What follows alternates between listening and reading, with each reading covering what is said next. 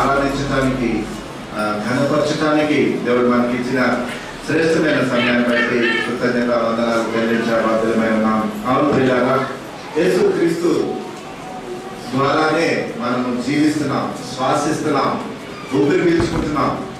ఆయన లేకుండా ఈ లోకంలో క్షణమాత్రం కూడా మనం ధైర్యంగా ఉండలేము అని మరొకసారి జ్ఞాపకం చేస్తున్నాను నేను. ఎందుకంటే ఈ లోకంలో వచ్చే శ్రమలు, ఈ లోకంలో వచ్చే ప్రమాదాలు, ఈ లోకంలో వచ్చే ఆటంకాలు, ఇవన్నీ కూడా మనం అధిగమించాలి అంటే కేవలము యేసుక్రీస్తు యొక్క కృప బట్టే మనం ఆశీర్వదించబడుతున్నాము. ఈరోజు దేవుని మందిరంలో కూర్చున్న మీరందరూ కూడా గడిచిన మాసం అంతా కూడా కాపాడబడి ఈ నూతన మాసంలో ఉన్నాము అంటే అది కేవలము దేవుని ఉచిత కృప అని నేను జ్ఞాపకం చేస్తున్నాను. ఈరోజు మనము దేవుని సన్నిధిలో ఉండి కొన్ని మాటలు జ్ఞాపకం చేసుకుందాం. దేవుడు మనల్ని పిలిచేటువంటి దేవుడిగా ఉన్నాడు. ఒకసారి మనము పాపం చేత పట్టబడి పాపంలో చనిపోతూ ఉన్న నిన్ను నన్ను ఆయన పిలుస్తూ ఉన్నాడు. రండి, మిమ్మల్ని రక్షిస్తున్నాను, రండి, మీ కొరకు నా సర్వస్వాన్ని అప్పగిస్తాను అని దేవుడు మనందరితో ఈరోజు మాట్లాడినాడు. దేవుడి వాక్యంలోకి వెళ్ళి చూడగా ఒకసారి మీ హృదయాలు తెరిచి ప్రార్థన చేయండి. ప్రభువా, ఈ దిన వాక్యం ద్వారా ఒకవేళ ఇన్ని రోజులు మీ వాక్యాన్ని నేను పెడచెవిని పెట్టానేమో, ఈ రోజు వాక్యం ద్వారా నీవు నాతో మాట్లాడు ప్రభువా, నీ సన్నిధిలో ఉండులాగా నీవు నన్ను బలపరచు ప్రభువా అని ప్రార్థన చేయాలని కోరుతున్నాను. మీరందరూ కూడా ఏకీభవించి ప్రార్థన చేయండి. సర్వశక్తి మంతుడా, దయామయ నాదా, నీకు వందనాలు, స్తోత్రాలు తండ్రి. ఈ మధ్యాహ్న సమయంలో మీ పరిశుద్ధ మందిరంలో మీ పరిశుద్ధ వాక్కును ధ్యానం చేయడానికి మీరు మాకు ఇచ్చిన శ్రేష్టమైన సమయాన్ని బట్టి వందనాలు తెలియజేస్తూ ఉన్నాం తండ్రి. ఈ ఆరాధనకు ఆది నుంచి ఆధిపత్యం వహిస్తూనే ఉన్నాము. ఆయన నీ వాక్యాన్ని బోధించడానికి సిద్ధపడుతున్న నన్ను నీ ఆత్మ చేత నింపి బలపరిచి నాతో మాట్లాడుతున్నామని నమ్ముచున్నాను తండ్రి. అలా నిర్మించిన ఆత్మల కూడా ప్రేమింపచేసి ఆత్మలో ఘనమైన కార్యం చేసి మహిమ, ఘనత, ప్రభావాలు ఈ వాక్యం ద్వారా మీరు పొందుతారండి. అనేక ఆత్మలకు ఆదరణకరంగా, రక్షణకరంగా ఈ వాక్యాన్ని దీవించమని, మహిమ, ఘనత, ప్రభావాలు మీరే పొందుకోమని యేసుక్రీస్తు శ్రేష్టమైన నామమున బట్టి అడిగి వేడుకొంచున్నాను తండ్రి. ఆమేన్. అవును ప్రియులారా, దేవుడి వాక్యమానంలోనికి మనం వెళ్తున్నాం. చూడండి, 29 రాసిన పత్రిక 8వ అధ్యాయము 28వ వచనంలో ఈ మాటలు ఏ విధంగా ఉన్నాయి చదువుతాం. దేవుని ప్రేమించు వారికి అనగా ఆయన సంకల్పము చెప్పున పిలువబడిన వారికి మేలు కలుగుటకై సమస్తమును సమకూడి జరుగుచున్నదని ఎరుగుదము. ఎంత చక్కటి మాట చూడండి. ఒక్కొక్క మాట ధ్యానం చేద్దాం. దేవుడు నిన్ను పిలుస్తున్నాడు. దేవుడు నిన్ను పిలుస్తున్నాడు అంటే ఆ పిలిచిన వారి విషయమై సమస్తము సమకూర్చి ఆయన జరిగిస్తూ ఉన్నాడు అని దేవుని వాక్యం మనతో మాట్లాడుతున్నాడు. నిజమే ప్రియులారా, మొదటి మాటలో ఏమున్నదంటే దేవుని ప్రేమించు వానికి అని అన్నది. అక్కడ దేవుని ప్రేమించు వానికి అనగా అని రాయబడ్డది. దేవుని ప్రేమించడం అన్నది ఒక ముఖ్యమైన మాట. దేవుని ప్రేమించు వారికి అనగా ఆయన తన సంకల్పం చొప్పున పిలువబడిన వారికి అని అన్న రాయబడ్డది. చూడండి, దేవుడు నిన్ను ఒట్టినే పిలవలేదు. దేవుడు నిన్ను ఒట్టిగానే పిలవలేదు. మొట్టమొదటిగా నువ్వు దేవుని ప్రేమించినట్లయితేనే ఆయన నిన్ను పిలుస్తూ ఉన్నాడు. హల్లెలూయా. నువ్వు దేవుని ప్రేమించడం మొదట నువ్వు నేర్చుకోవాలి. నువ్వు దేవుని ప్రేమించినట్లయితేనే ఆయన తన సంకల్పం చొప్పున నిన్ను పిలుస్తూ ఉన్నాడు. ఎంత చక్కని మాట. నిజమే పిల్లారా, మనము దేవుని ప్రేమించాము, ఆయన మందిరంలో ఉన్నాం. మీరు ఆయన సంకల్పంలో పిలువబడిన బిడ్డలుగా ఉన్నారు. హల్లెలూయా. చూస్తారండి, మీరు దేవుని ప్రేమించడం అనే మాట మొదట జరిగింది. తర్వాత ఆయన తన సంకల్పంలో నేను ఏర్పాటు చేసుకుని రండి బిడ్డలారా రక్షణ తీసుకోండి అని దేవుడు మనకి సంకల్పం నెరవేరుస్తూ ఉన్నాడు. నిజమే పిల్లారా, మరి కొంతమంది అన్యులు ఉన్నారు, దేవుని ఎరగిన వారు ఉన్నారు. వారు దేవుని ప్రేమించడం లేదు, వారు దేవుని సంకల్పాల్లోనికి రావడం లేదు అని అక్కడ మనకి తేటగా అర్థమవుతుంది. నిజమే పిల్లారా, నువ్వు ఎప్పుడైతే దేవుని ప్రేమిస్తావో అప్పుడే ఆయన తన సంకల్పంలోనికి నిన్ను పిలుచుకోవడానికి ఇష్టపడుతూ ఉంటాడు. ప్రేమించని వారిని ఆయన పిలవడు. బాగా జ్ఞాపకం చేస్తారండి. ఒక చిన్న ఉదాహరణ జ్ఞాపకం చేస్తాను. ఒకవేళ మన ఇంటిలో ఒక పార్టీ జరుగుతుంది అనుకుందాం, మన ఇంటిలో ఒక వివాహం జరుగుతుంది అనుకుందాం. పెళ్లి కార్డు పట్టుకుని మనము ప్రతి వారి ఇంటికి వెళ్తాం. ఎవరింటికి వెళ్తాం? మనం ప్రేమించిన వాళ్ళ ఇంటికి వెళ్తాం. కానీ రోడ్డు మీద పోయే సుబ్బారావు, రోడ్డు మీద పోయే వెంకట్రావు, నా కూతురు పెళ్లి, నా కొడుకు పెళ్లి అని కార్డు రాసిస్తామండి బరాబరా? తీసుకో ఇన్విటేషన్ ఇస్తామా? ఇవ్వం. ఎవరికి ఇస్తాం? మనకు తెలిసిన వాళ్ళకి, మన శ్రేయోభిలాషికి ఇస్తాం, మనల్ని ప్రేమించే వారికి ఇస్తాం. చూస్తున్నారండి, మనం ముందుగా మనం వారిని ప్రేమించుకున్నాం అంటే ఇష్టపడ్డాం కనుక వాళ్ళనే మన దావత్ మన ఫంక్షన్ కి ఆహ్వానిస్తాం. అంతేగాని కనపడ్డ వాళ్ళందరికీ కూడా కార్డు ఇచ్చేసి నా పెళ్లికి రా అంటే అది గందరగోళం అవుతుంది, అది కుదరదు కదండి. ఇంకొక చిన్న ఉదాహరణ, అదే ఉదాహరణ, కొన్ని కార్డులు పట్టుకుని ఏదైనా ఇంటికి వెళ్ళారు. ఇంటికి వెళ్ళేటప్పుడు అక్కడ ఇవ్వవలసిన కార్డు గృహానికి వెళ్ళేటప్పటికి ఎవరో కొత్త వ్యక్తి ఆయనతో మాట్లాడుతూ ఉన్నాడు, ఒక కొత్త వ్యక్తి. అప్పుడు మనం ఏం చేస్తాం, అయ్యా మా పెళ్లి అని గృహ యజమానికి ఇస్తాం, ఊరుకుంటాం. ఈ కొత్త వ్యక్తి మనకి తెలియదు. ఈ లోపల గృహ యజమాని వచ్చి, అయ్యా ఈ కొత్త వ్యక్తి పలానా బిజినెస్ చేస్తాడు, పలానా చోటు ఉంటాడు, ఈయన కూడా విశ్వాసే అని ఒక 2 మాటలు చెప్తాడు. 2 మాటలు చెప్పిన తర్వాత ఈ పెళ్లి కార్డు పట్టుకున్న వ్యక్తి ఆ కొత్త వ్యక్తితో మాట్లాడతాడు. ఏమండి ఎక్కడ ఉంటారు మీరు? అయ్యా మేము తప్పవనపల్లి రోడ్ నెంబర్ 5 లో ఉంటాము. అయ్యా మరి రోడ్ నెంబర్ 7 లో చర్చ్ ఉంటే ఎప్పుడైనా వచ్చారా? ఇలా 2-3 మాటలు మాట్లాడిన తర్వాత అప్పుడు ఏమనుకుంటాం, మీరు కూడా నా పెళ్లికి రండి అని అంటాం. అవునండి, హల్లెలూయా. చూసారా, ముందు పరిచయం పెంచుకుంటాం, ముందు ప్రేమిస్తాం. ఒకవేళ అతను కూడా అయ్యా నేను మంచి విశ్వాసిని, నేను కూడా ఒక సంఘంలో కట్టబడ్డ సంఘంలో నిలబడాలి, నేను మీరు కూడా మంచి సేవ చేస్తున్నారు అని ఇలాగ 2-3 మాటలు పంచుకున్న తర్వాత అయ్యా మీరు కూడా ఏదైతే యజమాని ఇంటికి వెళ్ళామో ఆ యజమానితో పాటు మీరు కూడా మా గృహానికి లేదా మా వివాహానికి రండి అని ఆహ్వాన పత్రిక ఇస్తాం. అంతేగాని ఒకవేళ ఆయన మాట్లాడలేదు, ఆయన ఒకవేళ క్రిస్టియన్ కాదు, విశ్వాసి కాదు, దేవుడు ఎరగడు, దేవుడు ఏమీ తెలియదు, అలాంటి వాడిని కూడా ఏమండి ఇంటికి వచ్చారు కదా ఇక్కడ కార్డు ఇస్తున్నాను మీరు కూడా కార్డు తీసుకోండి అని మనం ఇవ్వటం జరగదు కదా. ఎవరికి ఇస్తామా? ఎవరికి ఇవ్వమట. అట్లా ఒకవేళ ఇచ్చిన అలాంటి వ్యక్తులు, ఇంకొక విషయం కూడా ఉంది అక్కడ, ఒకవేళ పొరపాటుని మీరు కూడా ఆయన హావభావాలు, ఆయన ప్రేమించే వ్యక్తి ఈ తత్వం ఏమీ తెలియకుండా ఈ విజిటింగ్ కార్డు ఆయన కూడా ఇచ్చి వివాహ కార్డు మీరు పెళ్లికి రండి అంటే వారు రావచ్చు. ఇలాంటి వాళ్ళని సైతాను వాడుకుంటాడు, అలాంటి వాళ్ళని సైతాను వాడుకుంటాడు. ఎందుకంటే అతడితో మనకి ప్రేమ లేదు, ఏమి అనుభవం లేదు, ఏమి తెలియదు. అలాంటి వాళ్ళని సైతాను వాడుకుంటాడు. ఎలా అంటే ఫంక్షన్కి వస్తాడు ఆయన కూడా, వచ్చిన తర్వాత ఏదో చారు లేదనో, ఉప్పు లేదనో, పప్పు లేదనో కొత్త గలాట సృష్టించి మన హార్మోనికి, మన విశ్వాసాన్ని, మన ప్రయాణాన్ని, మన ఫంక్షన్ ని డిస్టర్బ్ చేసేటువంటి వ్యక్తులుగా ఉంటారు. నిజమే ప్రియులారా, మనకి తెలిసిన వ్యక్తి అయితేనే ఆహ్వానించాలి, కానీ తెలియని వ్యక్తిని మనము ఆహ్వానించకూడదు. ఏది? ప్రేమించే వ్యక్తులైతేనే మీరు ఆహ్వానించాలి, ప్రేమించని వారిని ఆహ్వానించకూడదు. ఇక్కడ కూడా దేవుడు ఏమంటున్నాడంటే ఆయన్ని ప్రేమించే వారికి సమస్తము సమకూడి జరుగుతున్నాయి, ఆయన సంకల్పంలో జరుగుతున్నవి అని రాయబడ్డది. నిజమే ప్రియులారా, మీరందరూ కూడా మన కాపరిగా నాకు నీకు మధ్యన ఒక ప్రేమ సంబంధం, భావాలు ఉన్నాయి కనుక మీరంటే నాకు ఎంతో విలువ. కానీ ఒకవేళ వేరే సంఘస్థులు నేను పిలుచుకొచ్చి ప్రేమగా నువ్వు నా ఇన్విటేషన్కి రా, లేదా నా సంఘానికి రా, నా స్థానంలో ఉండు అంటే వాళ్ళు రాలేరు కదా. ఎందుకంటే వాళ్ళు నేను ప్రేమిస్తలేదు, వాళ్ళు నాకు తెలిసిన వాళ్ళు కాదు. కనుక మనం దేవుని ఎరిగి ఉండాలి, లేదా దేవుని ప్రేమించే వారిగా మొదట ఉంటే తర్వాత ఆయన సంకల్పం ఏమిటంటే నీకన్నీ కూడా సమకూర్చి జరిగించాలని ఆయన ఇష్టపడుతూ ఉన్నాడు. హల్లెలూయా. నిజమే పిల్లారా, నువ్వు దేవుని ప్రేమించడం మొదట నేర్చుకో. నువ్వు దేవుని ప్రేమించినట్లయితే ఆయన నీకు ఒక గ్రాండ్ ఇన్విటేషన్, ఒక గొప్ప ఆహ్వానం చెప్తున్నాడు. ఏంటంటే నా ప్రజలారా, నా బిడ్డలారా, పాపంలో ఎందుకు మీరు మగ్గుతున్నారు, పాపంలో ఎందుకు చనిపోతున్నారు, మీరు రక్షణ పొందుకోండి అని ఆయన సంకల్పంలో మనల్ని చేర్చుకుంటున్నాడు. హల్లెలూయా. సంకల్పం అంటే ఏంటండి? సంకల్పం అంటే ఆయన చిత్తము. ఆయన చిత్తం అది ఎప్పుడు నువ్వు ప్రేమించినప్పుడు ఆయన చిత్తం ప్రకారంగా మనందరినీ కూడా తన సంకల్పంలోనికి చేర్చుకుంటూ ఉన్నాడు. నిజమే ప్రియులారా, గాడ్ ఈస్ కాలింగ్ యు. దేవుడు నిన్ను పిలుస్తూ ఉన్నాడు, రండి అని పిలుస్తున్నాడు. ఎందుకు అంటే మనం దేవుని ఎరిగి ప్రేమిస్తున్నాము. దేవుడు మనల్ని ప్రేమించాడు, అది ఇంకా ఉత్తమం. అంటే మీకు తెలుసో తెలీదో 1 యోహాను పత్రిక 4వ అధ్యాయం 10వ వచనంలో చూసినట్లయితే దేవుడు ఆయన మొట్టమొదటిగా దేవుడు మనల్ని ప్రేమించాడు, ఆయన లోకాన్ని ప్రేమించాడు. తర్వాత మనం ఆయన ప్రేమించడం నేర్చుకున్నాం. యేసుక్రీస్తుని గురించి తెలుసుకుని దేవుడిని ప్రేమించడం మనం నేర్చుకున్నాం. చదువుతారండి. మనం దేవుని ప్రేమించింది మరి కాదు, తానే మనల్ని ప్రేమించి మన పాపములకు ప్రాయశ్చిత్తమై ఉండుటకు తన కుమారుని పంపెను. ఆమేన్. చూసారా, దేవుడు లోకాన్ని ప్రేమించాడు, తన కుమారుని మన పాపాల ప్రాయశ్చిత్తం ఆయన పంపాడు. దేవుడు ప్రేమించడం అనేది ఆదిలో జరిగిపోయింది, యేసుక్రీస్తుని పంపించడం జరిగిపోయింది.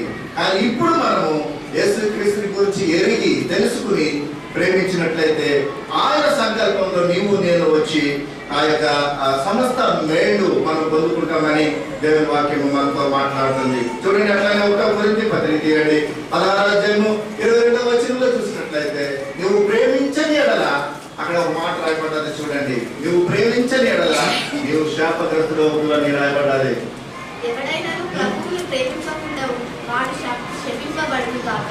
చూడండి, ఎవడైనా ప్రభువును ప్రేమించకుండా ఉండి ఎడల వాడు ఏం చేయబడ్డాడు? శపించబడతాడు. వాడికి ఇంక ఇన్విటేషన్ ఉండదు, వాడు ఇంకా దేవుని సంకల్పంలోకి రాడు. దేవుని ప్రేమిస్తే ఆయన సంకల్పంలోకి నువ్వు వస్తావని దేవుడు మనతో మాట్లాడుతున్నాడు. ఇఫ్ యు డోంట్ లవ్, ఆయన ప్రేమించకపోతే నీకు ఆయన సంకల్పంలో, ఆయన చిత్తములో ఆయన ఇచ్చే ఆ ఉచిత కృప, ఉచిత ప్రేమ నువ్వు పొందుకోలేకపోతావని దేవుడు మనతో మాట్లాడుతున్నాడు. కాబట్టి పిల్లరా, ఈ రోజు యేసు నా సర్వస్వం అని నువ్వు అనుకోవాలి.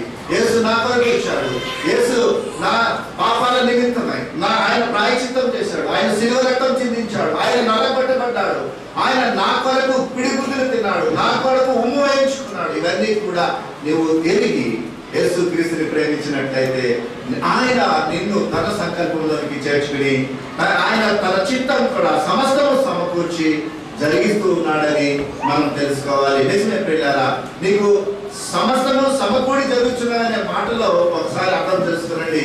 నీకు వ్యాధి వచ్చినా అది నా రక్షణ నిమిత్తమే. ఎందుకంటే ఆల్రెడీ నేను దేవుడిని ప్రేమిస్తున్నాను, దేవుడు తన సంకల్పంలో నన్ను పెట్టుకున్న తర్వాత నాకు వ్యాధి వచ్చిందనుకోండి, అది నా మేలు కొరకే. నాకు శ్రమ వచ్చిందనుకోండి, అది నా మేలు కొరకే. నాకు కష్టము, నాకు దుఃఖము, వేదన ఏదొచ్చినా కూడా, రోగం వచ్చినా కూడా అది నా మేలు నిమిత్తమే. హల్లెలూయా. మీరు నమ్ముతారా? ఇది పక్క, ఇది వాస్తవం. ఎందుకంటే నువ్వు మొదట ఆయన ప్రేమించు. యేసుక్రీస్తు లేకుండా నేను ఊపిరి తీయలేను. యేసు నా సమస్తం అని నువ్వు ఒకవేళ యేసు మీద ఆనుకున్న వ్యక్తివైతే ఆయన నిన్ను తన సంకల్పంలో నిలబెడతాడు. తన సంకల్పం ఏమిటంటే నీకు రక్షణ ఇవ్వాలి, నీకు రక్షణ ఇస్తున్నాడు. అలా రక్షణ ఇచ్చిన తర్వాత అక్కడ ఏమని రాయబడ్డది? సమస్తము సమకూడి జరుగుతున్నాయి. సమస్తము అంటే నేను వేసే ప్రతి అడుగు కూడా ఆయన చిత్తంలో ఉన్నది. హల్లెలూయా. పక్కవాడి కాలేజీలో సగం పెట్టు అంటే ఇది నా ఇష్టం కాదు, అది ఆయన చిత్తం. ఇక్కడ గుడి కట్టాలి, నాకు డబ్బు కావాలి అని నేను అడుగుతాను, కానీ ఆయన చిత్తం. ఆయన చిత్తం అయితే డబ్బు ఇస్తాడు, గుడి కడతాడు. ఆయన సంకల్పము అది నెరవేర్చుకుంటూ ఉన్నాడు. ఒకవేళ సంఘంలో ఏదైనా అల్లరి జరిగింది, చికాకులు జరిగింది, ఇది కూడా ఒక పాజిటివ్ వేరే తీసుకోవాలి. ఆయన చిత్తం, ఆయన సంకల్పం అది. ఎందుకంటే అల్లర్లు ఆయన చిత్తం లేకుండా జరగవు. ఆయన ఇష్టమైతేనే అది అల్లవ్ చేస్తాడు. కాబట్టి ముఖ్యమైన మాట ఏంటంటే నన్ను రక్షించడానికి ఇది వచ్చిందా ప్రభు అనుకోవడం చాలా ఉత్తమమైనది. హల్లెలూయా. నిన్ను రక్షించడానికే సమస్తము సమకూడి జరుగుతున్నాయి, అభిరష్టిగా ఏమి జరగటం లేదు. ఎందుకంటే ఆల్రెడీ నువ్వు దేవుని ప్రేమిస్తున్నావు, దేవుడు తన సంకల్పంలో నీకు పెట్టుకున్నాడు. నీకు కడుపు నొప్పి వచ్చినా దేవా నీకు వందనాలు, నీకు చేయి దెబ్బ తగిలినా దేవా నీకు వందనాలు. ఏది జరిగినా కూడా ఆయనకు వందనాలే చెప్పాలి. ఎందుకంటే కడుపు నొప్పి కలిగినప్పుడు భారంగా ప్రార్థన చేయవచ్చు, కడుపు నొప్పి లేనప్పుడు నిద్రపోతూ ప్రార్థన చేయవచ్చు. అవునా? అది నేను గమనిస్తున్నాను. కడుపు శ్రమ వచ్చినప్పుడు భారంగా ప్రార్థన చేస్తాం, లేకపోతే ఏం రేపు చేద్దాంలే ప్రార్థనని కళ్ళు పొరపాటున సరైన ప్రార్థన చేయరు. కనుక ఏది జరిగినా నా మేలు కొరకే జరుగుతుందని మనము భావించాలి. అవును ప్రియులారా. అలాగా ఇప్పుడు 30 వచనం చూడండి.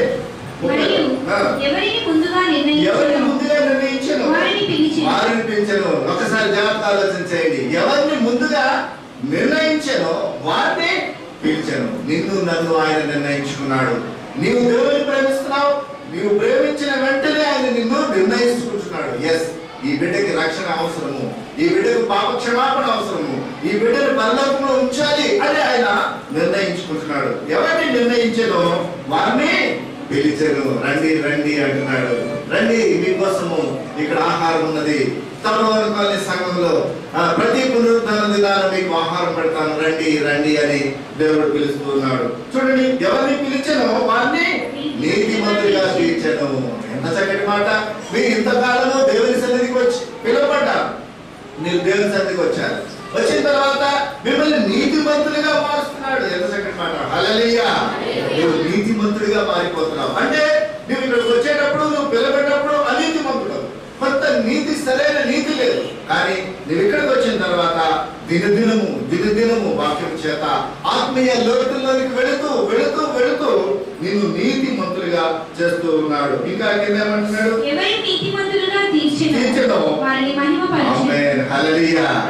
ఎవరిని నీతిమంతులుగా తీర్చాడో వారిని మహిమపరుస్తున్నాడు. గ్లోరిఫై, మహిమ చేస్తున్నాడట.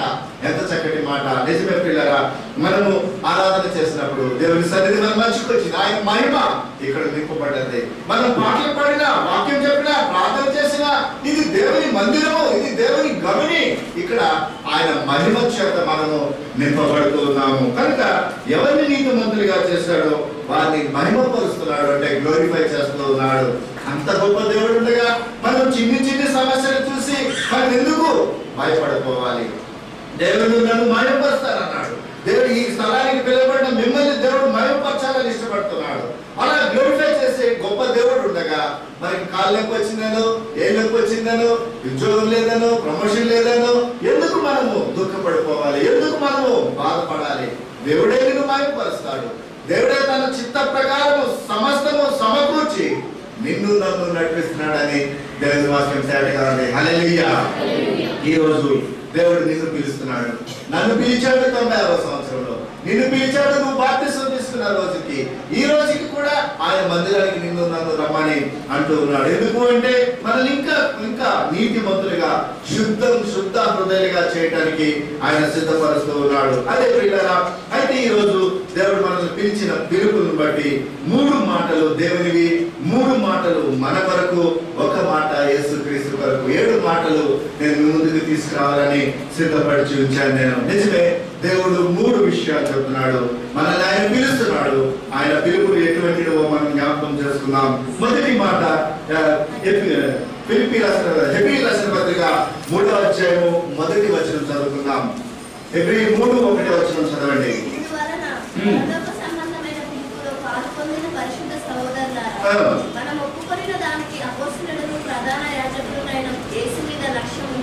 ఆమేన్.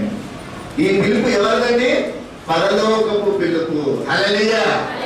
నేనేమన్నా, నేను ఇంతక్రితం నా కొడుకు పెళ్లి, కూతురు పెళ్లి కార్డు తీసుకొచ్చాను. నేను పెళ్లికి రెడీ అవ్వ అంటున్నాను. నేను మానవుడిని, నా ఇంట్లో దావత్ ఫంక్షన్ కి మిమ్మల్ని రమ్మంటున్నాను. ఇది బాహ్య శరీర సంబంధమైన పిలుపు. కానీ దేవాతి దేవుడు పిలిచే పిలుపు ఏంటది? పరలోక సంబంధమైన పిలుపు.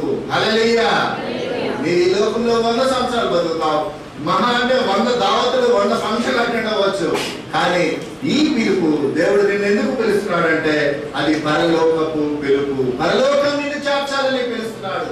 ప్రయాసముతో, భారముతో, శ్రమతో, పాపముతో కొట్టుమిట్లాడుతున్న సహోదరి సహోదరుడా, నిన్ను పరలోకంలో చేర్చాలని పిలుస్తూ ఉన్నాడు. ఆయన పిలుస్తూ అపోస్తలుడుగాను అలానే ప్రధాన యాజకుడుగా ఉన్నటువంటి యేసు వైపు మీరు లక్ష్యం ఉంచండి. నేను పిలిచేవాడేవాడు?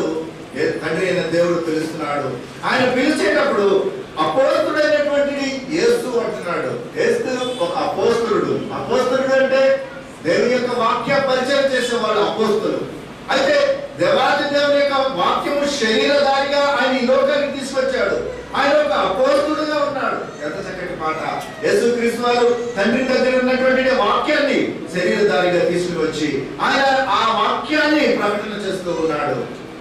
ఇది ఇంకా కొంచెం తప్పు చెప్పాలంటే మీకు అర్థమవుతుందో, వాక్యము స్పిరిట్ రూపంలో ఉంది, ఆత్మ రూపంలో ఉంది. ఆ వాక్యం ఇప్పుడు శరీరధారిగా వచ్చింది, అంటే బాడీ షేప్ లోకి వచ్చింది. జ్ఞాపకం చేస్తానండి, ఇది ఇంకా కొంచెం లోపలికి వెళ్ళిపోయినాం మనం. In the beginning the word is just like spirit. మొదటిలో దేవుని వాక్యము ఆత్మ అయినది. అందుకే యోహాను అంటాడు, వాక్యము ఆత్మ అయినది, దేవుడి వాక్యం ఉంది, వాక్యం దేవుడే ఉన్నాడు, దేవుడి ఆత్మ దగ్గర ఉన్నది అని చెప్తారు. వాక్యము స్పిరిట్. అయితే ఆ స్పిరిట్ ఆ శరీరధారిగా, అంటే యేసుక్రీస్తు రూపంలో వచ్చింది. అప్పుడు యేసుక్రీస్తే వాక్యము. యేసుక్రీస్తు ఇక ఏది చేసినా కూడా అది వాక్యమే, అది వాక్యమే. ఆయన ప్రేమిస్తున్నాడు అంటే వాక్యము, ఆయన వాక్యం ప్రేమిస్తుంది. ఆయన నీతో మిరకల్స్ అద్భుతాలు చేస్తున్నాడు అంటే అది వాక్యమే. ఆ వాక్యమే ఇప్పుడు ఆత్మరూపంలో వచ్చింది కనుక ఆయన అపోస్తుడు అంటే ఆయన వాక్యాన్ని పంచేవాడు. ఆయన ప్రధాన యాజకుడు అంటే పరలోకానికి వెళ్ళేటువంటిది బలి యాజకత్వం చేస్తూ ఉన్నాడు. చక్కటి మాట. ఆది దినాల్లో మీకు అందరికీ ఓల్డ్ టెస్టమెంట్ లో ప్రధాన యాజకుడి దగ్గర మన పాపాలు ఒప్పుకుని ఉంటే ప్రధాన యాజకుడు దేవుని దగ్గర ఒప్పుకుంటారు. మరి ఈ రోజు ఆ ప్రధాన యాజకుడు యేసు క్రీస్తు. నువ్వు యేసు క్రీస్తు దగ్గర ఒప్పుకో, నీ పాపాలు ఒప్పుకుంటే ఆయన దేవుని దగ్గర నీకు క్షమాపణ ఇస్తాడు. మళ్ళీ ఒకసారి చదవండి మైక్లో మాట. ఎబ్రిల్ రాసిన పత్రిక 3:1 వచ్చిన పరలోక సంబంధమైన పిలుపులో పౌలు పొందిన పరిశుద్ధ సహోదరులారా మనము ఒప్పుకొనిన దానికి అపోస్తలుడును ప్రధాన యాజకుడైన యేసు మీద లక్ష్యం ఉంచుదము. హల్లెలూయా. మన ప్రధాన యాజకుడు యేసు, మన అపోస్తలుడు, మనకి వాక్యాలు బోధించేవాడు యేసు. ఆయన మీద నీవు లక్ష్యం ఉంచు. నీ పిలుపు పరలోక సంబంధమైన పిలుపు కానీ భూలోక సంబంధమైన ఫంక్షన్లకి నేను పిలవటం లేదు.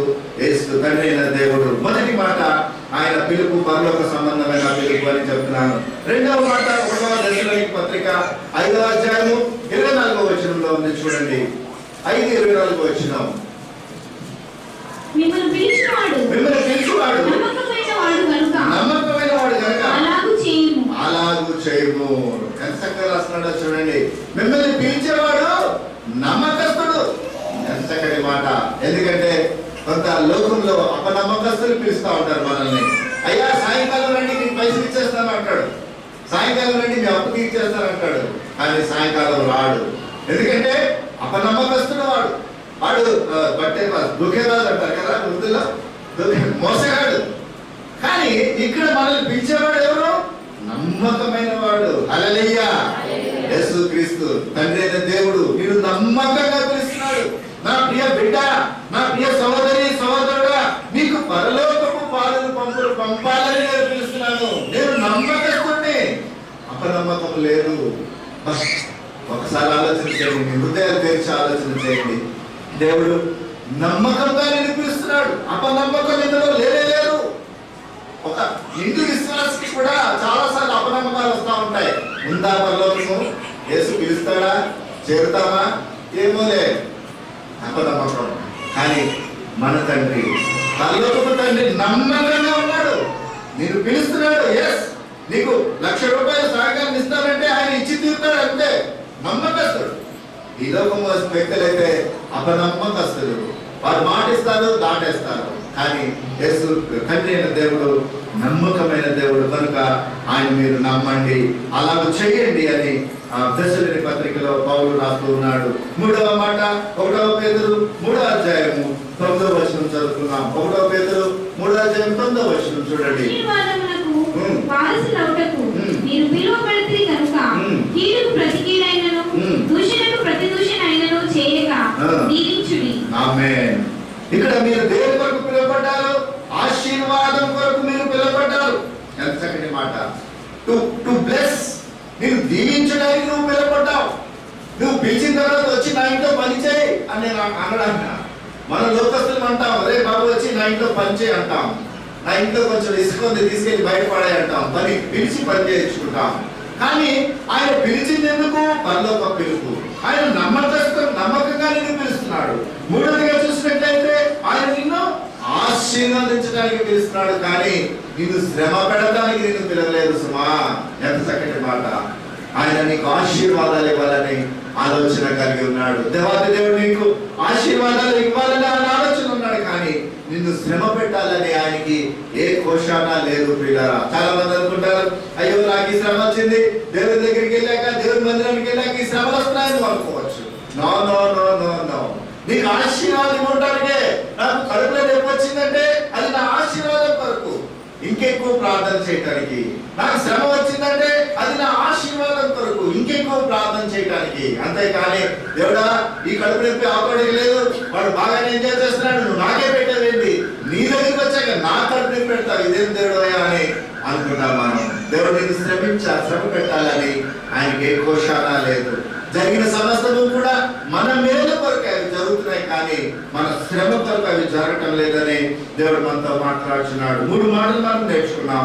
1 పరలోకపు పిలుపు, 2 నమ్మకమైన వాడు నమ్మకంగా పిలుస్తున్నాడు, 3వది ఆశీర్వాదానికి పిలుస్తున్నాడు. ఎవరు పిలిచారండి? దేవుడు పిలుస్తున్నాడు. ఎవరు పిలిచినాడు?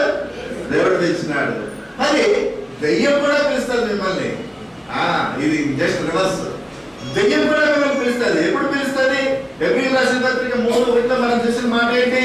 ఆయన పరలోకపు పిలుపు అని నేర్చుకున్నాం. దెయ్యం ఏం పిలుపు పిలుస్తుంది తెలుసా అండి? నరకపు పిలుపు పిలుస్తుంది. ఆలోచన చేయండి.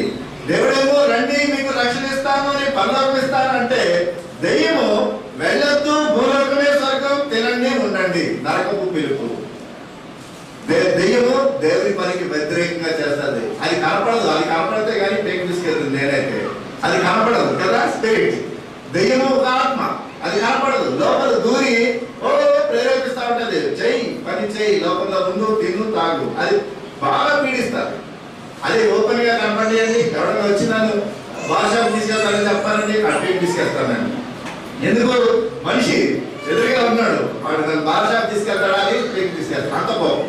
కానీ అదే దెయ్యం కనపడదు. లోపలికి వచ్చేసి కూర్చుని అంటారు, ఈ పిలుపు పక్కన పెట్టు, వారు పిలుపు విను అంటారు నన్ను. కదండి, నిజమే పిల్లరా. దెయ్యము దేవుని పనికి వ్యతిరేకంగా మాట్లాడతారు. తర్వాత నేను పిలిచినవాడు నమ్మకస్తుడు అని మన దేవుని వాక్యం చెబుతుంటే, మనల్ని దెయ్యం పిలిచేది ఏమంటది? అబద్ధికుడు. అబద్ధికుడు వాడు. రానికి సమస్యను ఇచ్చేస్తాడంటాడు. ఏమి కూడా మనకి యేసుక్రీస్తు కొండ మీద తీసుకెళ్ళి ఏమన్నాడు? మొత్తం తీసుకో. అబద్ధికుడు. ఆడవాడు ఇవ్వడానికి ఆయన సృష్టించిన సృష్టిలో భాగం అది. ఈ లోకం, ఈ భూమి ఒక భాగం, చిన్న బిట్టు. దేవుడు సృష్టించిన సృష్టిలో భూమి చిన్ని బిట్టు.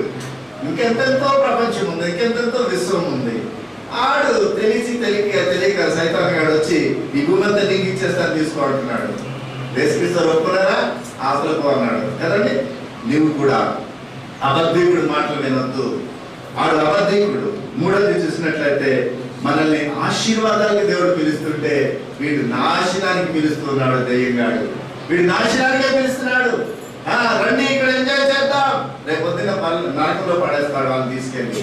సోదరి ప్రార్థన చేసింది, అయ్యో ఎంతో మంది యాక్సిడెంట్ లో చనిపోతున్నారు ప్రభువా, వాళ్ళు నరక పాత్రలు అవుతున్నారు, వాళ్ళు తొందరగా చంపేయాలంటే వాడి దృష్టి అంతా అదే. నిజమే, చాలా మందికి మరణ బెంగ వస్తూ ఉంటది. మరణ బెంగ, అయ్యో చచ్చిపోతానేమో, అయ్యో చచ్చిపోతానేమో, అయ్యో చచ్చిపోతానేమో అని మరణ బెంగ వస్తుంది. అది దెయ్యం పెట్టినటువంటి దుర్వార్త. కానీ నువ్వు మరణానికి భయపడవలసిన లేదు. ఎందుకంటే నేను రక్షించబడ్డాను, నేను యేసు దగ్గర ఉంటాను, ఈ క్షణంలో నేను కన్ను మూస్తే నేను దేవుడి దగ్గరికి వెళ్తాను అనే దృక్పథం నీకు ఉండాలి. హల్లెలూయా. అంతేకాని చచ్చిపోతున్నాను రేపు పొద్దున్న ఏమవుతుందో ఏమవుతుంది మనకు అనవసరం. నేను రక్షించబడ్డాను, నేను దేవుడికి వెళ్తాను, అంతే చాలు. అయ్యో నా వెనకాల వాళ్ళు ఉన్నారే, బంధువులు ఉన్నారే, మిత్రులు ఉన్నారే, ఆస్తి ఉంది, పాస్తి ఉంది, ఇదంతా ఏం చేయాలి? ఆ పిచ్చి వేదన వీడు పెడతాడు, దెయ్యంగాడు పెడతాడు కదండి. దెయ్యము నీకు ఆశీర్వాదాలు ఇవ్వదు కానీ శాపం ఇస్తుంది. దేవుని పనికి వ్యతిరేకంగా చేస్తుంది దెయ్యము. కనుక పిల్లరా, దేవుని పిలుపు వినాలి. కానీ మనము ఆయన నిన్ను పిలుస్తున్నాడు, తన సంకల్పంలో సమస్తము సమకూర్చి నిన్ను పరలోకం చేర్చాలని పిలుస్తున్నాడు. అదే దెయ్యంగాడు నిన్ను నరకంలో పడేయాలని చూస్తూ ఉన్నాడు. జాగ్రత్త ఆలోచన చేయండి. ఏం పోతాంలే దేవుని మందిరానికి అంటే అది దెయ్యపు వార్తే. ఏం చేస్తాంలే ఈ ప్రార్థన, అది దెయ్యపు వార్తే. ఏం వింటాంలే దేవుని వాక్యం, అది దెయ్యపు వార్తే. కొంచెంసేపు నిద్రపో, అది దెయ్యం వాక్యే. చర్చిలోకి వచ్చి నిద్రపోతూ ఉంటారు అంటే అది దెయ్యం ప్రేరేపిస్తుంది. చక్కగా మంచి నిద్ర ఇస్తుంది. అదే ఇంట్లోకి వెళ్ళి కూర్చోండి, అక్కడ మంచం మీద నిద్రే రాదు, వాడికి నిద్రే పట్టదు. చర్చిలో బాగా ఊపుతా ఉంటుంది, ఊపేస్తుంది. ఎందుకంటే వినొద్దు, నిన్ను నాశనానికి తీసుకెళ్ళాలి, నేను వినొద్దు అని అది నేను నాశనానికి తీసుకెళ్తాది. కాబట్టి పిల్లరా, మనం నేర్చుకునే 3 మాటలు, దేవుని సైడ్ ఉండాలి. దేవుడు నిన్ను పరలోకం తీసుకెళ్తున్నాడు, దెయ్యం నరకానికి తీసుకెళ్తాది. దేవుడు వాస్తవం చెబుతున్నాడు, దెయ్యం అబద్ధం చెప్తుంది. దేవుడు నీకు ఆశీర్వాదాలు ఇస్తున్నాడు, దెయ్యం శాపాలు ఇస్తుంది. నువ్వు ఏది కావాలో కోరుకో. ఎందుకంటే కొద్ది క్షణాలు, మన లైఫే కొద్ది క్షణాలు.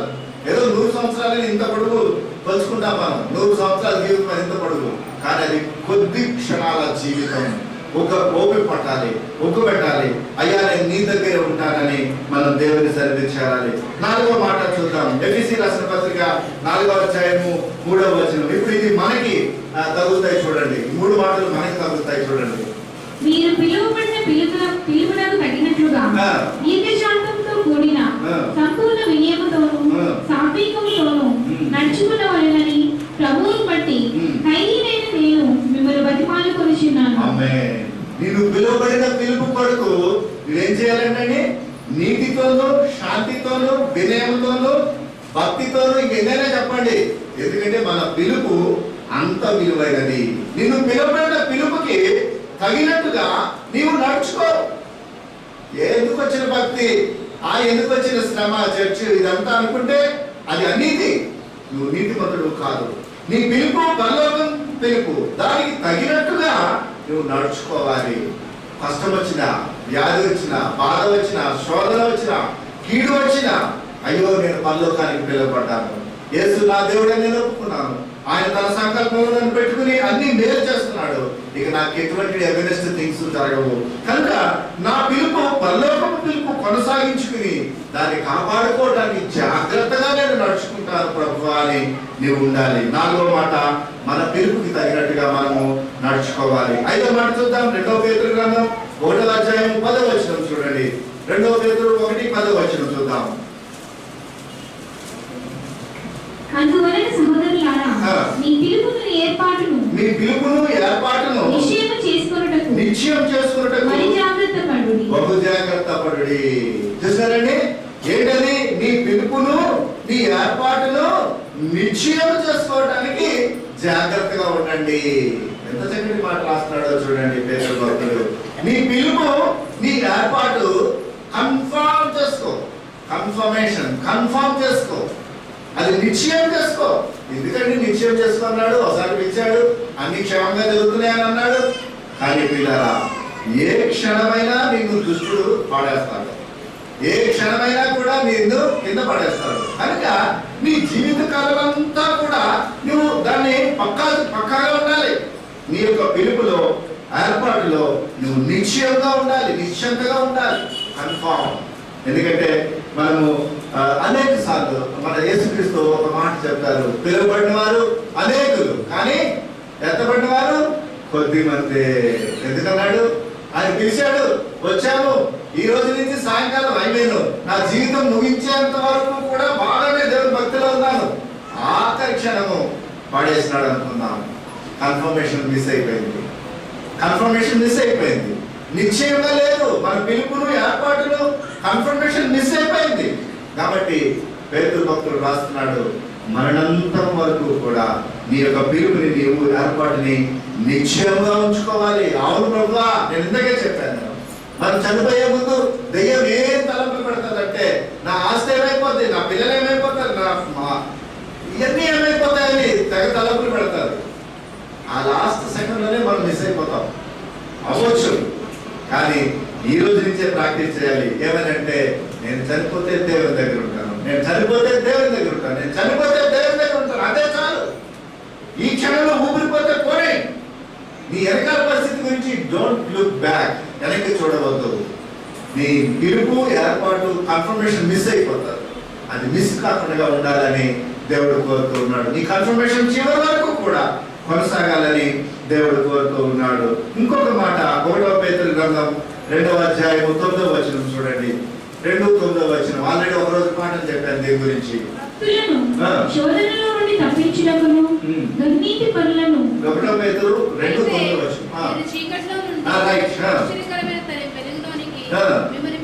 మిమ్మల్ని పిలిచిన వారి గుణాతిశయములను ప్రచురం చేయడం వరకు ఏర్పరచబడిన వంశంలోను, రాజులైన యాజక సమూహంలోను, పరిశుద్ధ జనములను దేవుని సొత్తైన ప్రజలుగా ఉండాలి అని దేవుడు కోరుతున్నాడు. హల్లెలూయా. ఇది 3వ మాట. మొదటి మాట మనం ఏం చేసుకున్నాం? మన పిలుపుకు తగినట్టుగా నడుచుకోవాలి. రెండోది, నీ పిలుపు, ఏర్పాటు నిశ్చయము, కన్ఫర్మేషన్ చేసుకోవాలి. 3వది చూసినట్లయితే నిన్ను పిలిచిన వారి యొక్క గుణాతిశయములను ప్రచురం చేయాలి. Another work interested. మనకి ఇంకొక పని కల్పిస్తూ ఉన్నాడు. ఏంటి ఆ పని అంటే, నన్ను పిలిచాడు, నన్ను పిలిచిన వారి యొక్క గుణాతిశయాలు నేను చెప్పాలి. It's my duty. నిన్ను పిలిచిన వారి యొక్క గుణాతిశయాలు ప్రచురం చేయాలి. ఎందుకు?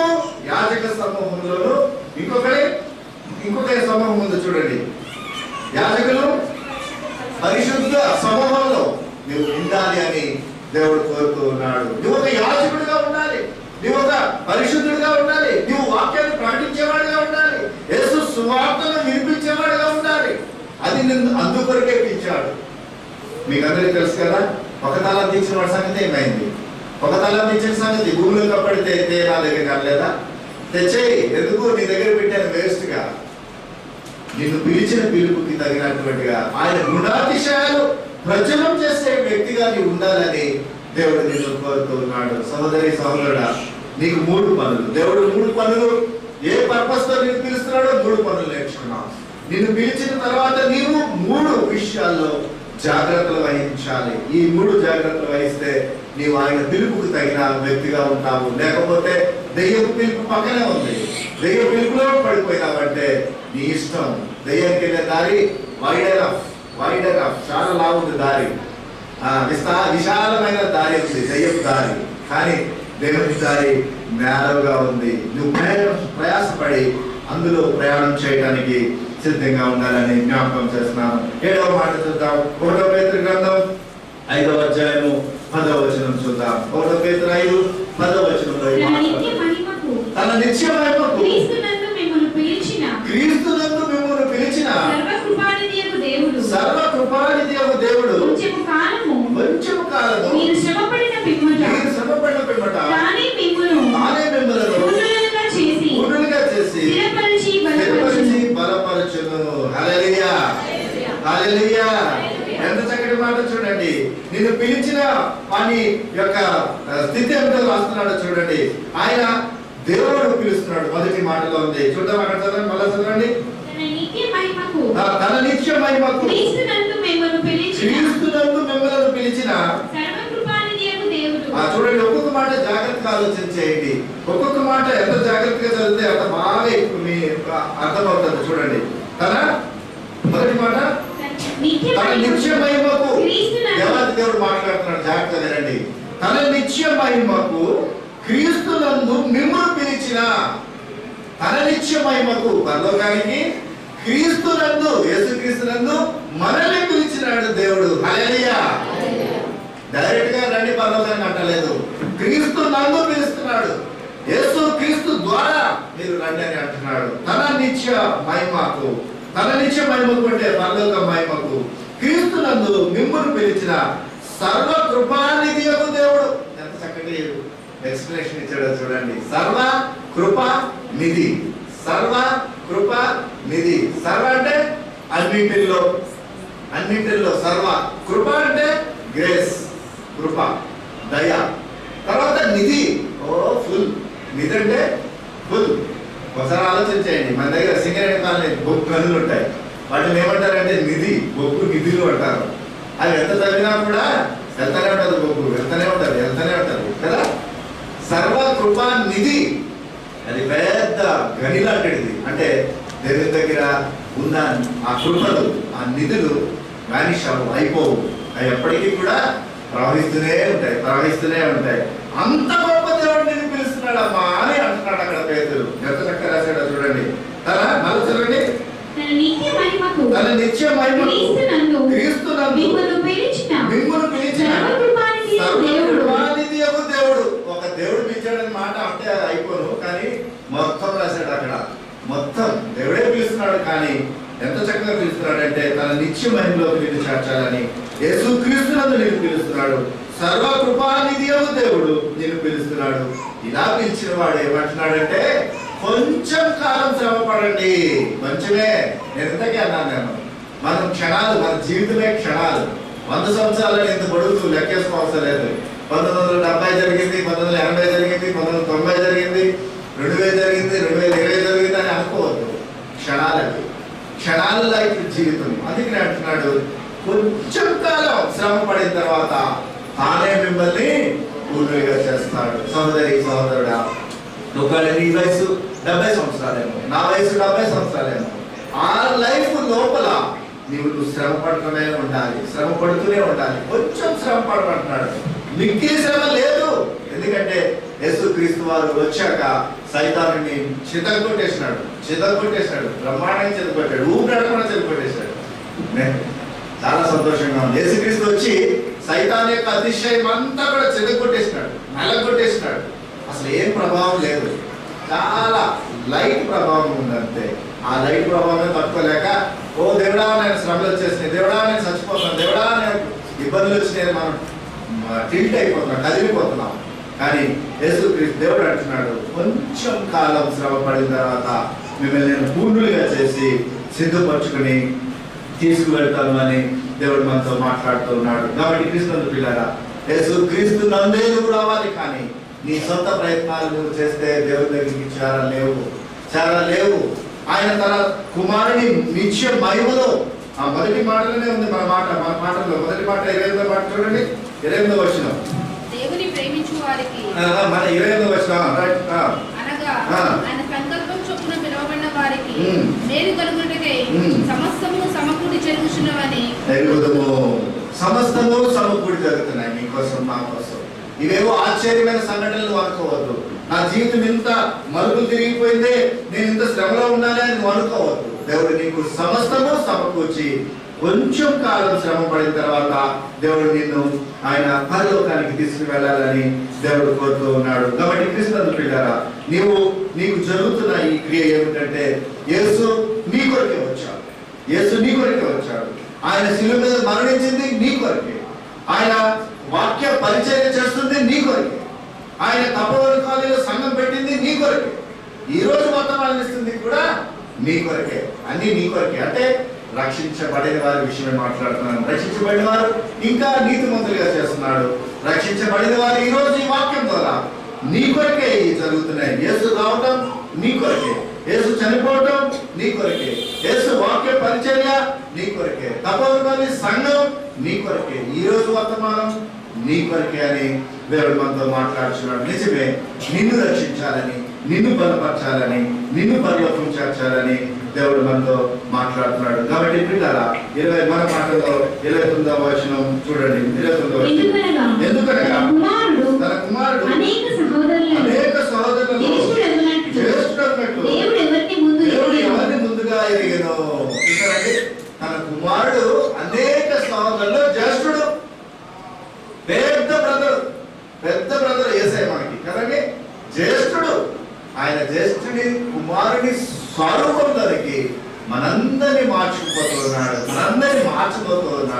ఎంత చక్కటి మాట. నేను మీకు వాక్యం చెప్పినప్పుడు నేను చెప్పాను మీకు, ఒక దొంగతనం చేసి ఒప్పుకోకుండా పరలోకపు గేట్ దగ్గరికి వెళ్ళిన తర్వాత దేవాది దేవుడు, ఏమయ్యా నీ దొంగతనం ఎందుకు ఒప్పుకోలేదు అని అడిగితే యేసుక్రీస్తు ఏమంటాడు, వెంటనే తన చేయి గాయం చూపించి, ఇదిగో ఈ గాయంలో ఈ దొంగ యొక్క వ్యక్తి తప్పిదము ఇక్కడ ఉన్నది అని తండ్రితో మాట్లాడతాడు. దేవుడా, ఈ రక్తము చిందింది జానవెట్ల గారి గాయం కొరకే అని ఆయన మనతో మాట్లాడతాడు. చూసినాడా, యేసుక్రీస్తు స్వరూపంలోనికి మనల్ని మార్చేస్తున్నాడు. అలా యేసుక్రీస్తు స్వరూపంలోకి మార్చబడాలి అంటే మనం ఎంత నీతిమంతులుగా కావాలి, అనీతిని విడిచిపెట్టాలి, లోకాన్ని విడిచిపెట్టాలి. యేసుక్రీస్తు ఈ లోకానికి చాలా రిక్తుడిగా వచ్చాడు. నీవేమో సంపాదించుకోవాలని మనం అనుకుంటున్నామేమో, లోకంలో ఏది అవసరం లేదు. మనం రిక్తులుగా దేవుని దగ్గరికి చేరాలని దేవుడు కోరుకుంటూ ఉన్నాడు. 3 రిఫరెన్స్ చూపించి దేవుని వాక్యాన్ని ముగించుకున్నాం. మొదటి రిఫరెన్స్ యోహాను రాసిన సువార్త 6వ అధ్యాయము 37వ వచనము. యేసుక్రీస్తు ఈ మాటలు చెప్తున్నారు, విందాం. 6:37. తండ్రి నాకు అనుగ్రహించు వారందరూ నా యొద్దకు వద్దురు, నా యొద్దకు వచ్చువాడిని నేను ఎంత మాత్రమో త్రోసివేయను. మొదటి మాట జ్ఞాపకం చేసుకునండి. ఎందుకంటే ఇది తండ్రి ఏర్పాటులో ఉన్నావు, నువ్వు ప్రేమిస్తున్నావు, దేవుని ఏర్పాటులో ఉన్నావు. దేవుడు నీ కొరకు ఒక నిరీక్షణ పెట్టాడు, మేలు కలగాలని ఆయన సిద్ధపరుస్తున్నాడు. ఇప్పుడు యేసుక్రీస్తు దగ్గరికి నువ్వు వస్తున్న నిన్ను ఆయన ఏం చేస్తున్నాడు, ఏ మాత్రము తోసివేయను అంటున్నాడు. నిన్ను తోసివేయడు ఆయన. ఎందుకంటే తన దేవుని యొక్క చిత్తాన్ని యేసుక్రీస్తులో ఆయన నెరవేర్చుకోవాలని ఆయన ఇష్టపడుతూ ఉన్నాడు. మొదటి రిఫరెన్స్ చూసాం. రెండవ రిఫరెన్స్ యోహాను సువార్త 10వ అధ్యాయము 24 నుంచి 30 వరకు. 24 నుంచి 30 వరకు చూద్దాం. యూదులు ఆయన చుట్టూ పోగై ఇంతకాలం మమ్మల్ని సందేహపెట్టుదు. యోహాను 10:24. నా గొర్రెలు నా స్వరం వినను లేదండి. నా గొర్రెలు నా స్వరము వినును. నా గొర్రెలు నా స్వరం వినును. నేను వాటిని ఎరుగుదును. నేను వాటిని ఎరుగుదును. అవి నన్ను వెంబడించును. అవి నన్ను వెంబడించును. నేను వాటికి నిత్యజీవం ఇచ్చుచున్నాను కనుక అవి ఎన్నటికీ నశింపవు. అవి ఎన్నటికీ నశింపవు. యేసుక్రీస్తు మాట్లాడుతూ ఉన్నారు చూడండి. ఆయన గొర్రెలు ఆయన స్వరాన్ని వింటాయి. సహోదరి సహోదరుడా, నీవు ఆయన గొర్రెగా ఉంటే ఆయన స్వరాన్ని వింటావు. కొంతమంది మన సంఘంలో ఈ స్వరం నాకు వద్దు అంటారు, ఈ తపోవరమైన స్వరం నాకు వద్దు, కోటలు బయటికి అనుకుంటున్నారు. ఆయన గొర్రెలైతే ఆయన స్వరం వింటావు, ఆయన గొర్రె కాకపోతే బయటికి పోతావు. కానీ ఆయన గొర్రెలు, ఆయన వెంబడించే గొర్రెల్ని ఆయన ఎంత మాత్రము కూడా దూరపరచుకోడు. ఇంత మొదటి మాట, I never send them out. నేను ఎవరిని బయటికి పంపించాను, దాన్ని నా దగ్గరికి వచ్చిన వాళ్ళందరూ నేను చేర్చుకుంటాను, తండ్రి చిత్తాన్ని నెరవేర్తాను అన్నాడు. రెండోది, ఆయన స్వరం విని ఆయన దగ్గరికి వచ్చిన గొర్రెల్ని ఆయన నిత్య జీవం ఇస్తానని యేసుక్రీస్తు మాట్లాడుతూ ఉన్నాడు. ఇంకొక రిఫరెన్స్ రోమీయులకు రాసిన పత్రిక 5వ అధ్యాయము 8వ వచనంలో చూసినట్లయితే, మనం ఇంకా పాపులమై ఉండగా ఆయన మన కొరకు చనిపోయినని రాయబడ్డది. చూడండి, దేవుడు మన ఎడల తన ప్రేమను వెల్లడిపరుచుచున్నాడు. చెప్తున్నాడు, ఎట్లనగా మనం ఇంకా పాపులమై ఉండగానే క్రీస్తు మన కొరకు చనిపోయాడు. హల్లెలూయా. నువ్వు ఇంకా పాపిగా ఉండగానే క్రీస్తు మన కొరకు చనిపోయాడు. ఎస్, నువ్వు పాపిగా ఉన్నావు కనుక క్రీస్తు చనిపోయాడు. నువ్వు నీతిమంతుడిగా ఉంటే క్రీస్తు చావడు, చావాల్సిన పని లేదు. భూమి మీద లోకంలో ఉన్న మనుషులందరూ నీతిమంతులై ఉంటే క్రీస్తు చనిపోవాల్సిన అవసరం లేదు. మనం ఇంకా పాపులుగా ఉన్నాం కనుక క్రీస్తు మన కొరకు చనిపోయాడు. రేపు పరలోకి వెళ్ళిన తర్వాత నీతిమంతులే పరలోకానికి వెళ్తారు. ఇంకా పరలోకి వెళ్ళిన తర్వాత యేసుక్రీస్తు చనిపోవడం వల్ల జరుగుతారా అని? అందరూ నీతిమంతులే. చనిపోవాల్సిన పని ఏంటి? నువ్వు ఇంకా పాపిగా భూమి మీద ఉన్నావు కనుక నీ కొరకు, నా కొరకు ఆయన చనిపోయాడు. మనం ఇంకా పాపులమై ఉండగా ఆయన మన కొరకు చనిపోయాడు. యేసుక్రీస్తు నీ నా పాపాల కొరకు చనిపోయాడు. ఈరోజు మనం బలి తీసుకున్నాం. మనము ఈరోజు యేసుక్రీస్తు నీ పాపాల కొరకు, నా పాపాల కొరకు ఆయన చనిపోయాడు. కానీ నీతిమంతుల కొరకు ఆయన చనిపోలేదు. సువార్త ఏమో చెప్తుంది? నీతిమంతుడు ఒక్కడనూ లేడు, అందరూ పాపం చేసి దేవుడు అనుగ్రహించు రక్షణను పొందుకోలేకపోతున్నాడు అని వాక్యం చెప్తుంది. అందరూ పాపులమై నీ నా పాపాల నిమిత్తమై ఆయన చనిపోయాడు. ఒక సంఘటన చెప్పి దేవుని వాక్యాన్ని ముగించుకుందాం. ఒక పిలుపు, లోక సంబంధమైన పిలుపులో ఎంత ఆదరణ ఉందో ఈ రోజు చెప్పి, పరలోక సంబంధమైన పిలుపులో ఇంకెంత మధురమైన ఆదరణ ఉంటుందో మీరు గ్రహించాలని ఈ మాట నేను చెప్తున్నాను. లోక సంబంధమైన ఒక పిలుపు వినడానికి సిద్ధంగా ఉందాం. అమెరికా ప్రెసిడెంట్ అబ్రహాం లింకన్ గారు ప్రెసిడెంట్ గా ఉన్నప్పుడు ఆయన తన సైన్యానికి అలర్ట్నెస్ పెంచాడు. అలర్ట్నెస్ అంటే అందరూ చురుగ్గా ఉండండి, ఎవరు కూడా డ్రౌజీగా ఉండదు. ఎవరైనా డ్రౌజీగా ఉంటే పని చంపేయండి, వాడికి వాకింగ్ ఇచ్చి చంపేయండి అని ఆర్డర్స్ ఉన్నాయి, సైన్యాధిపతి ఆర్డర్స్ ఉన్నాయి.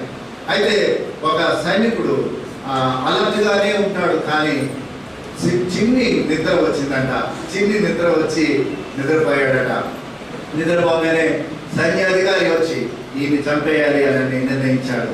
నువ్వు నిద్రపోయావు, డ్యూటీలో ఆర్డర్స్ చాలా స్ట్రిక్ట్ గా ఉన్నాయి. నిద్రపోకుండా మెలకువగా ఉండి దేశాన్ని కాపాడాలి అని బాధ్యత నీ మీద ఉంది. నువ్వు నిద్రపోయావు, నిన్ను కాల్చి చంపేయాలని ఆర్డర్స్ ఉన్నాయని చెప్పినప్పుడు ఆయనకి తెల్లమొక్క వేసి నేను చచ్చిపోతానని మీరు బయటపడిపోయాడు. చచ్చిపోతాడు కూడా అని. అలా చాలా మంది చచ్చిపోయారు. అయితే ఈ చచ్చిపోతూ ఆయన ఇంటికి ఉత్తరం రాస్తాడు. ఏమని? వాళ్ళ అమ్మ నాన్నకి, అమ్మ నాన్న, మరి నన్ను క్షమించండి, నేను అమెరికా దేశాన్ని కాపాడడానికి సైనికుడిగా నేను రిక్రూట్ అయ్యాను, ప్లస్ నేను దేశాన్ని కాపాడటానికే నేను పని చేస్తున్నాను, కాపాడతాను కూడా, నేను ఎప్పుడూ కూడా తప్పటడుగు వేయలేదు. కానీ ఈసారి నాకు నిద్ర వచ్చింది. ఎందుకు వచ్చింది అంటే, నిన్నటి దినాన ఒక డ్యూటీ చేసే సైనికుడు ఆరోగ్యం బాగోలేదని లీవ్ పెట్టాడు. వాడు లీవ్ పెట్టిన స్థలంలో నేను డ్యూటీ చేశాను. వాడు డ్యూటీ చేసిన తర్వాత మరుసటి రోజున వచ్చి జాయిన్ అవుతాడేమో అనుకుంటే వాడి ఆరోగ్యం కుదురుపడలేదు. ఈ రోజు కూడా వాడు డ్యూటీకి రాలేదు. సో డబుల్ డ్యూటీ అయ్యింది నాకు. మొదటి డ్యూటీలో మెలకుగా ఉన్నాను, రెండో డ్యూటీ వెంటనే వచ్చింది కనుక కొంచెము తెలియక నేను నిద్రపోయాను. కానీ నేను దేశాన్ని కాపాడకుండా ఉండటానికి నిద్రపోలేదు, దేశం అంటే గౌరవం లేకుండా నేను నిద్రపోలేదు, కానీ సైన్యాధిపతి మాత్రం నన్ను చంపడానికి ఆజ్ఞ ఇచ్చేశాడు అని ఉత్తరము వాళ్ళ అమ్మ నాన్నగారికి రాస్తాడు. ఆ ఉత్తరం ఇంటికి వచ్చింది. వాళ్ళ అమ్మ నాన్నగారు చదువుకున్నారు, ఓ అని ఏడిశారు. అయ్యో కొడుక ఎందుకు నిద్రపోయావు? ఏమంటాడు? వాడు దూరంలో ఉన్నాడు, వీళ్ళు ఇంట్లో ఉన్నారు, చచ్చిపోతాడని ఒక డేట్ ఇచ్చేశారు, చచ్చిపోవడానికి సిద్ధం, అంటే ఖాయం పక్క అయిపోయింది. తల్లిదండ్రులు ఇంకేం చేసినా అది రివోక్ అంటే అది అవ్వదు, రివోక్ అవ్వదు, అంటే దాని ఒప్పందం క్యాన్సిల్ అవ్వదు. అయితే వాళ్ళ చెల్లి ఉందంట, చిన్న చెల్లి, ఆ సైనికుడు చిన్న చెల్లి ఉందంట.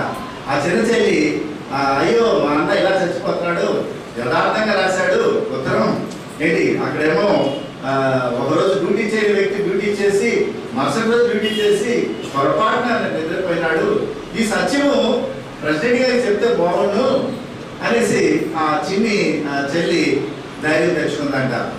ఆ ఉత్తరం తీసుకుని పరుగుగా వైట్ హౌస్ వచ్చేసింది, ప్రెసిడెంట్ వైట్ హౌస్ కి. అక్కడంతా ఫుల్ సెక్యూరిటీ ఉందంట, ఫుల్ సెక్యూరిటీ బందోబస్తుగా ఉందంట. అయితే ఒక సైనికుడి దగ్గరికి వెళ్ళి ఆ ఉత్తరం చూపించిందంట. ఒక సైనికుడు, నీలాంటి సైనికుడు మా అన్న, ఆయన పొరపాటుని నిద్ర కలిగింది కానీ దేశాన్ని అభద్రతలో తీసుకెళ్లాలని ఆయన నిద్రపోలేదు అని అంటే పాప సైనికుడు తయారు నేర్చుకుంటూ వెళ్ళిపోకుండా లోపలికి అన్నాడంట. ఆ చిన్న పిల్లలు లోపలికి పోన్నాడంట. లోపలికి పోగానే ఈ అమ్మాయి పరుగు లోపలికి వెళ్ళిపోయింది. లోపలికి వెళ్ళిపోయి సెనేట్ అంటే అక్కడ మీటింగ్ హాల్లో బుష్ గారు చాలా సీరియస్ మ్యాటర్ యుద్ధాన్ని గురించి డిస్కస్ చేస్తున్నారు. సైన్యాధిపతులు ఉన్నారు, సైనికులు ఉన్నారు, బుష్ గారు చాలా సీరియస్ గా డిస్కస్ చేస్తూ ఉంటే ఆ చిన్న అమ్మాయి వచ్చి అక్కడ నిలబడ్డాలి, సోదరుడు నిలబడినట్టుగా అక్కడ నిలబడింది. నిలబడగానే బుష్ గారు చాలా ప్రేమ, ఆర్డర్స్ ఉన్నా కూడా చాలా ప్రేమ. ఆయన ఏం చేశాడంట, వెంటనే ఈ మీటింగ్ ఆపి అమ్మ నువ్వు ఎందుకు నిలబడ్డావు, లోపలికి రా అన్నాడు. నీకు నేనేం చేయాలి, నీకు ఏం ఆపద వచ్చింది, నేను నీకేం సాయం చేయాలి అని బుష్ గారు లోపలికి ఇచ్చారంట పాపని. అయ్యా ఇది నా పరిస్థితి అని అవసరం ఆయన చేతిలో పెట్టింది. బుష్ గారు ఆ ఉత్తరం చదవగానే ఆయన కూడా బరబరబరమని ఏడ్చేశాడట. అయ్యో మీ అన్న చచ్చిపోతాడా, అట్లట్లా ఇది దేశ అభద్రత గురించి చావటం లేదు, పాపం డబుల్ డ్యూటీ చేసి నలిగిపోయి ఉంటాడు అనేసి ఆయన ఏం చేసిందంటే, అంటే ఆ అమ్మాయి బుష్ గారు ఆ అమ్మాయిని పిలిచినప్పుడు అక్కడ నీకు చెప్పవలసింది ఏంటంటే, పిలిచేవాడు నమ్మకస్తుడు, ఆయన ఏదైనా మేలు చేయగలడు, ఏదైనా చేయగలడు. ఎందుకంటే బుష్ గారు అంటే ప్రెసిడెంట్ ఆఫ్ అమెరికా, ఏమైనా చేయగలడు, మరణ శిక్ష కూడా క్యాన్సిల్ చేయగలడు అని ఆమె నమ్మకంతో వచ్చి ఆ ఉత్తరం చూపించిన తర్వాత బుష్ గారు ఆ ఉత్తరం చదివి అప్పుడు ఆమె అంటాడు, అమ్మ మీ అన్న యొక్క ఉరి శిక్ష క్యాన్సిల్ అయిపోయింది, అంత మాత్రమే కాదు 2 నెలలు లీవ్ కూడా తీసుకోమని మీ అన్నని అన్నాడట. 2 నెలలు ఇంటికి వెళ్ళిపోయి మీ అమ్మ నాన్నతోటి సంతోషంగా ఉండండి అని చెప్పాడంట. చూసారా, ఒక సర్వాధికారం కలిగిన సర్వాధికారి దగ్గర ఒక చిన్ని పాప గ్రేస్ పొందుతుంది, కృప పొందుతుంది. ఇక్కడ మనం నేర్చుకున్నాం సర్వ కృపానిధి యొక్క దేవుడు అని నేర్చుకున్నాం, సర్వ కృపానిధి పైన దేవుడు అని నేర్చుకున్నాం. మరి మన దేవాతి దేవుడి దగ్గర ఎంతో కృప ఉంది. నువ్వు ఒక కన్నీటి పొట్టు రాలిస్తే మహా కరిగిపోతాడు ఆయన. బుష్ గారు మానవుడు, బుష్ గారు చాలా మనిషి, మామూలు మనిషి, కానీ మన దేవాతి దేవుడు ఇంకా ఎంతో దయాకృప నిధి నిధి నిధి అంటే గనిలాగా ఉంది ఆయన దగ్గర. నిన్ను క్షమించడానికి ఆయన సిద్ధంగా ఉన్నాడు. ఆయన నిన్ను పిలుస్తున్నాడు, నిన్ను పిలిచిన వాడు నమ్మకమైన వాడు. ఆయన నిన్ను తప్పకుండా నిన్ను రక్షించడానికి దేవుడు సిద్ధంగా ఉన్నాడు. అందరూ కళ్ళు మూసుకునండి, ప్రార్థన చేద్దాం. ఈరోజు నీ పిలుపు ఏమైతున్నదో మనం నేర్చుకున్నాం. నిన్ను పిలిచి నిన్ను పిలవడానికి ముందు నువ్వు దేవుడిని ప్రేమిస్తున్నావా లేదా జ్ఞాపకం చేసుకో. నువ్వు దేవుడిని ప్రేమిస్తే దేవుడు నిన్ను తన సర్వ కృపలోనికి చేర్చుకోవాలని, ఆయన దయా సంకల్పంలోనికి నిన్ను చేర్చుకోవాలని ఆయన ఇష్టపడుతూ ఉన్నాడు. అలానే నీ జీవితంలో జరుగుతున్న ప్రతి అంశము కూడా నీ మేలు కొరకు, మన మేలు కొరకు జరుగుతుందని నువ్వు నమ్మి దేవుని సన్నిధిలో కొనసాగాలి. అలానే మనం 7 మాటలు నేర్చుకున్నాం. 1 నీ పిలుపు పరలోకపు పిలుపు, 2 నేను పిలిచిన వాడు నమ్మకస్తుడు, 3 నీ పిలుపు ఆశీర్వదించడానికే కానీ నేను శిక్షించడానికి కాదని నేర్చుకున్నాం. సహోదరి, ఈ పిలుపు మామూలు పిలుపు కాదు, ఏదో ఒక ఫంక్షన్కి పిలిచి సాయంత్రం మళ్ళీ మీ ఇంటికి వెళ్ళిపోవడం కాదు. నేను పిలుస్తున్నాడు, పరలోకంలోనికి చేర్చుకోవాలని. ఇంత గొప్ప ధన్యమైన పిలుపు వరకు నువ్వు సిద్ధంగా ఉన్నావా? నువ్వు సిద్ధంగా ఉంటే ఆయన పిలుపు పిలువబడు. అలా పిలువబడిన వారు ఈ యొక్క పిలుపుకు తగినట్టుగా జరిగి జీవితాన్ని జీవించాలని మనం నేర్చుకున్నాం. అలానే నీ పిలుపు, నీ ఏర్పాటు కన్ఫర్మేషన్ చేసుకోవాలి. మరణాంతం వరకు కూడా నీ పిలుపులో నువ్వు కొనసాగాలని నేర్చుకున్నాం. అలానే నిన్ను పిలిచిన వారి యొక్క గుణాతిశయాలు నువ్వు ప్రకటించేవాడిగా ఉండాలి. కానీ నా పిలుపు నాకు చాలే అని ఒకవేళ నువ్వు కాళ్ళు ముడుచుకుని ఉంటే దేవుడు నేను హర్షించడు, ఇష్టపడకపోవచ్చు. అలానే దేవుని యొక్క సర్వకృపానిధిలోనికి నేను పిలుస్తున్నాడు. అది యేసు క్రీస్తు ద్వారానే నువ్వు ఆ సన్నిధి, ఆ స్థలాన్ని చేరాలి. కానీ ఏ అన్య ఇతర మార్గాల్లో నువ్వు దేవుని దగ్గరికి చేరలేవని దేవుని వాక్యం మనతో సూటిగా మాట్లాడింది. కాబట్టి సహోదరి, సహోదరుడా, ఈ రోజు ఒకవేళ నువ్వు యేసయ్యా నేను నీ దగ్గరికి వస్తున్నాను, నీవే నా సమస్తం, నీవు నా కొరకు ఈ లోకానికి వచ్చావు, నీ ప్రాణాన్ని త్యాగం చేస్తావు, నీవు గాయపరచబడ్డావు, నీవు నాకు సమస్తాన్ని సమకూర్చినావని ఒకవేళ నీవు కన్నీటితో యేసుని హత్తుకుంటే, యేసు అంటున్నాడు కదా, నా దగ్గరికి వచ్చి నేను ఎంత మాత్రం వస్తున్నాను అంటున్నాడు. నా గొర్రెలు నా స్వరం వింటాయని ఆయన జ్ఞాపకం చేస్తున్నాడు. నీ నా పాప ఇంకా పాపులమై ఉండగా ఆయన మన కొరకు శిలువ మీద మరణించాడు. సోదరి, ఈ పిలుపు ఒక్కసారి విను. ఆయన నిన్ను పిలుస్తుంది పరలోకానికి రమ్మని, కానీ ఏ వివాహ విందులకు రమ్మని నిన్ను పిలవడం లేదు. కాబట్టి ఒక్కసారి నీ నిండు హృదయాన్ని తెరిచి యేసుని నీ సంపూర్ణ రక్షకుడుగా నువ్వు ప్రతిష్ఠించుకుంటే ఆయన ఈ రోజే నీ సంకల్పాన్ని ఆయన సంకల్పాన్ని నెరవేరుస్తాడు. నిన్ను తన సంకల్పంలో ఉంచుకుని సమస్తాన్ని సమకూర్చి జరిగిస్తాడు. ఎవరిని పిలిచాడు, ఎవరిని ఎరిగాడో వారిని పిలిచాడు, ఎవరిని పిలిచాడో వారిని నీతిమంతులు చేశాడు, ఎవరి నీతిమంతులు చేశారో వారిని మహిమపరిచాడని దేవుని వాక్యం మనం తేటగా విన్నాం. నీవు ఆయన పిలుపులో ఉన్నావు కనుకనే ఈ రోజు వర్తమానం విన్నాం. లేకపోతే నువ్వు బయట ఉండేవాడు, నీ అన్య ఆరాధనలు లేదా అన్య స్థలాల్లో వేరే ఇతరితర పనులు ఉండేవాడేమో. కానీ నువ్వు ఆయన పిలుపులో ఉన్నావు కనుక ఈ వర్తమానం వినటానికి దేవుడు అవకాశం ఇచ్చాడు. కన్నీటితో యేసును ఒప్పుకోండి, కన్నీటితో ప్రార్థన చేయండి. ఒకవేళ నీకు ఇంకా యేసుక్రీస్తు రక్షకుడుగా నువ్వు అంగీకరించకుండా ఉంటే ఈ వాక్యం ద్వారా నువ్వు అంగీకరిస్తే దేవుని పిలుపులో చేరుతావని దేవుడు మనతో మాట్లాడి ఉన్నాడు. ప్రార్థన చేస్తున్నాను, మీరు కూడా ప్రార్థన చేయండి. ఈ ప్రార్థన దేవుడు అంగీకరించి ఈ రోజు నుంచి నువ్వు ఆయన పిలుపులో ఆయన బిడ్డగా నిన్ను గుర్తించుకోవాలని ఆయన ఇష్టపడుతూ ఉన్నాడు. ప్రార్థన చేస్తున్నాను. సర్వశక్తిమంతుడా, దయామయ, కరుణామయ, నా నీకు వందనాలు, స్తోత్రాలు తండ్రి. గొప్ప దేవుడు నాయనా, సర్వకృపానిధి, నీ యొక్క ఉన్నతమైన నామానికి మేమేమి చెల్లించుకోగలం తండ్రి. నువ్వు పిలుస్తున్నది నాయన మమ్మల్ని పరలోకం చేర్చుకోవటానికి, ఎంతో ఉన్నతమైన స్థలంలో యేసు క్రీస్తుతో ఐక్యంగా ఉండటానికి మీరు మమ్మల్ని పిలిచారు నాయన. నీ పిలుపుకు తగినట్లుగా మా జీవితాలను సరిచేయండి. మేమెన్నిటికీ కూడా నాయన సైతాను పిలుపులో పడకుండా మమ్మల్ని బలపరచండి, భద్రపరచండి నాయన. నీ రక్షణలో ఎంతో గొప్ప విలువ ఉన్నది నాయన. ప్రతి ఒక్కరి వరకు ఈ కుమారుడైన యేసుక్రీస్తు రక్తాన్ని ప్రతి ఒక్కరి వరకు చెల్లించబడింది నాయన. ఆ రక్తంలో నా పాపాలు కడగబడ్డాయి నాయన. ఇప్పుడు ప్రార్థన చేస్తున్న వారి పాపాలు కడగబడ్డాయి తండ్రి. నిజమే నాయన. ఆ రక్తమే మాకు రాకపోతే, ఆయన రక్తం చిందించకపోతే మాకు ఈ రక్షణ ఉండేది కాదు నాయన.